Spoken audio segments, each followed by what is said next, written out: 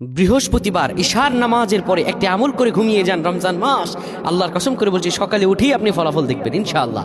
বৃহস্পতিবার আপনি ঈশার নামাজের পরে কারোর সঙ্গে কথা বলবেন না। আপনি যদি আমলটা করে ঘুমিয়ে যেতে পারেন, আপনি রিজিকের অভাব আল্লাহ তাআলা দূর করে দিবেন।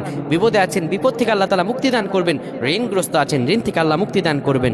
রমজান মাস কোনো ইবাদত ছাড়বেন না, কারণ বিশ্বনবী সাল্লাল্লাহু আলাইহি ওয়াসাল্লাম বলেন, এই রমজান হলো এতটা গুরুত্বপূর্ণ, নাওমুস সাইমু ইবাদাতু ওয়া সামতুহু তাসবিহ দুআহু মুস্তাজাবুম মুদাফ।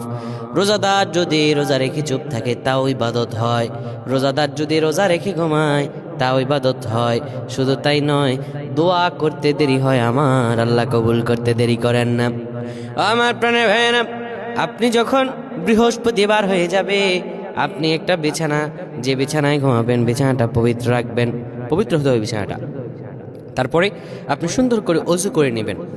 অজু করার পরে বিছানার ভিতরে আপনি যখন শোবেন, তার আগে কোরআন আল কারীমের 29 নম্বর পারায় প্রথম সূরা সূরাতুল মুলক তেলাওয়াত করে ইয়া আজিজু ইয়া আজিজু 11 বার পাঠ করে ঘুমিয়ে যেতে যদি পারেন, সকালে উঠে দেখবেন হালকা লাগতেছে।